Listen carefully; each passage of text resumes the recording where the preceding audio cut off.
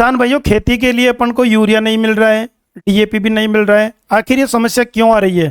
देखिए किसान भाइयों, समस्या आने के दो तीन कारण प्रमुख रूप से हैं, लेकिन इस समय अपन वर्तमान का जो हालात देखें अपने, तो यूरिया की सप्लाई नहीं हो रही है, इसके कारण से किल्लत हो रही है। दूसरी प्रमुख कारण होता है इसका कि अपन दुरुपयोग करते हैं। किसान भाई जैसे कि रिकमेंड तो होता है उसको भाई 20 किलो प्रति एकड़ डालना है, तो किसान भाई क्या करते हैं, ज़्यादा पैदावार के चक्कर में 30 किलो 40 किलो, कई किसान भाई तो पूरा बैग खाली कर देते हैं, यानी 1 एकड़ के अंदर। तो जो डोज अपन को बताई जाती है उसके अकॉर्डिंग अपन को यूरिया खाद देनी है। एक तो कारण ये होता है, और तीसरा कारण है काला बाजारी, यानी यूरिया की काला बाजारी होती है। यानी ब्लैक में मतलब जैसे ऐसा होता है कि पहले कोई लिमिटेशन नहीं थी अपने दुकानदारों पर कि आप 5 कट्टे दे या 10 कट्टे दे या 8 कट्टे दे, जितने भी कट्टे हैं तो उनपे कोई फिक्स नहीं था।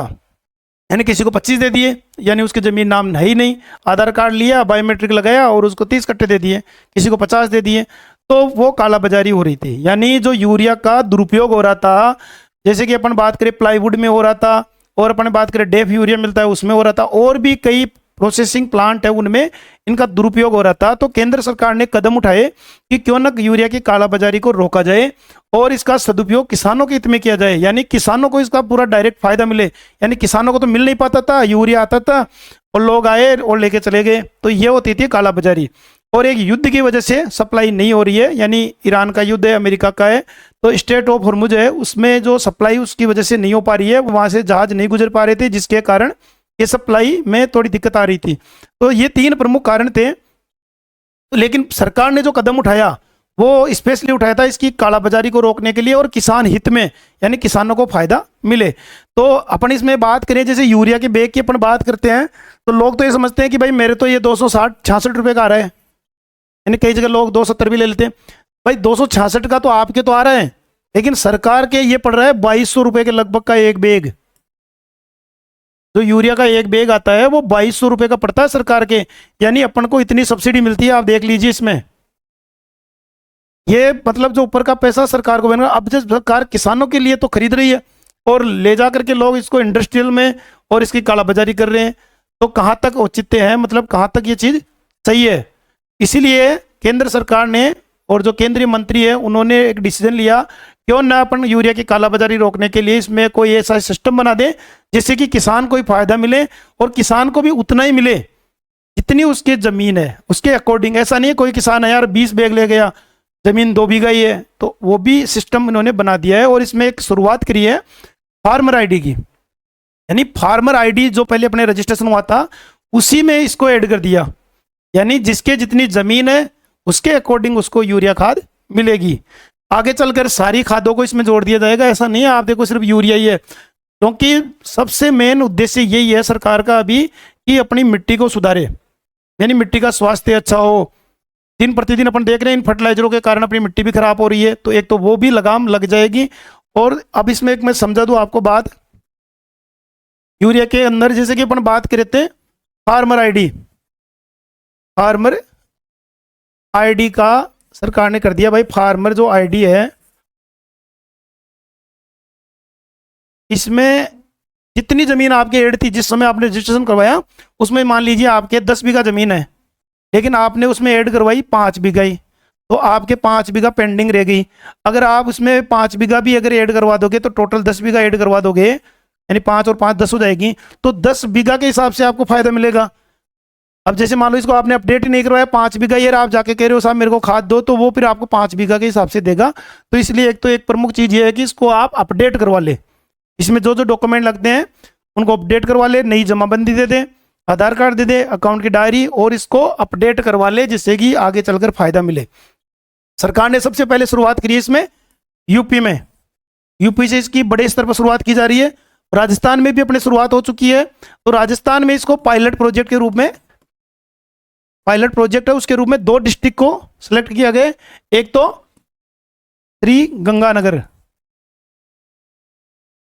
गंगानगर और एक नागौर, यानी इन 2 जिलों में लागू कर दिया गया है फार्मर आईडी के बिना यूरिया खाद नहीं मिलेगी। और बाकी में भी जल्दी शुरू हो जाएगा, पायलट प्रोजेक्ट के रूप में स्टार्टिंग हुई है, यहाँ सफल रहता है परीक्षण ये वगैरह सारा, तो सभी डिस्ट्रिक्ट में लागू कर दिया जाएगा। तो आप ऐसा ना समझे कि हम तो आराम में है कि हमारे तो अभी लागू नहीं हुई है, आपके भी लागू हो जाएगी और बाद में आपको खाद नहीं मिलेगा। इसलिए आप फार्मर आईडी के अंदर अपनी ज़मीन को ऐड करवा ले। ई मित्र पर जाकर के ये जो जो डॉक्यूमेंट चाहिए आप दे दें, सबमिट कर दें और आपकी ये फार्मर आईडी कंप्लीट हो जाएगी।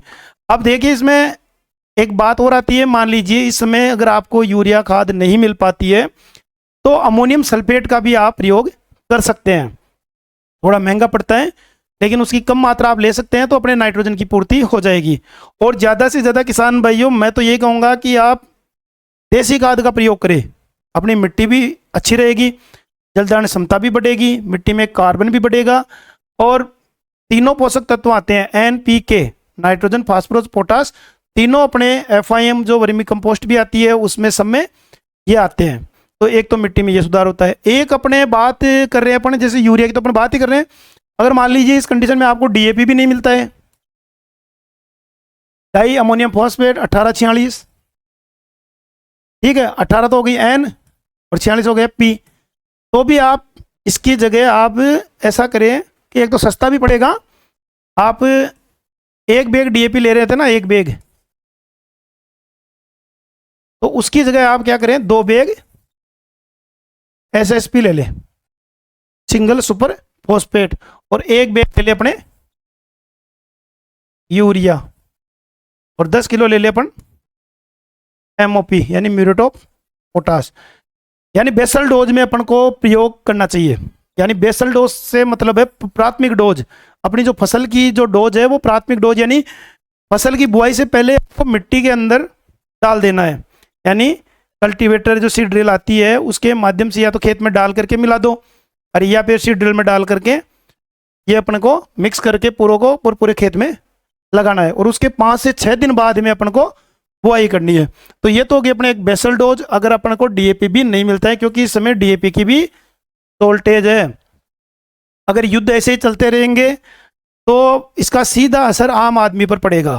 तो इसलिए जरूरी है कि अपन इसका रिप्लेसमेंट ढूंढ ले, इसका दूसरा ऑप्शन ढूंढ ले, एक पर निर्भर नहीं रहे। ऐसा नहीं हो कि अपन को तो यूरिया चाहिए तो साहब यूरिया ही चाहिए, तो यूरिया कहाँ से मिलेगा जब है ही नहीं। दूसरी चीज़ अपन बात करें, DAP नहीं मिल रहा तो अपन ये जो ऑप्शन बताया वो कर सकते हो।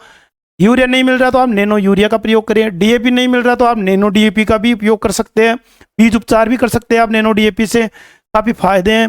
तो अपन को कहने का मतलब यही है कि अपन को रिप्लेसमेंट ढूंढना ही पड़ेगा। ऐसा नहीं है कि हमें लगातार ये सब्सिडियां मिलती रहेगी, सरकार धीरे धीरे इनको बंद करेगी। सरकार का काम सिर्फ जागरूक करना है। अब ऐसा नहीं है कि आपके एक आदत ही बन जाए कि अपन को तो सब्सिडी मिलेगी तो अपन इस पर भी डिपेंड रहे। तो आप घर पर एक वर्मी कंपोस्ट की यूनिट भी लगा लें और जैविक खाद तैयार करके वो अपने खेतों में डालें। तो जैविक खाद अपन डालेंगे तो एक तो देखिए मिट्टी में सुधार होगा, उसमें सूक्ष्म जीव भी बढ़ेंगे, काफ़ी फायदे अपन को देखने को मिलेंगे। तो साथियों मेरे द्वारा जो बताई गई जानकारी है आपको कैसी लगी है कमेंट करके बताएं। वीडियो अच्छा लगे तो लाइक करें और अन्य किसान भाई तक भी शेयर करें। तो मिलते हैं फिर ऐसी एक नई वीडियो के साथ में। जय जवान जय किसान।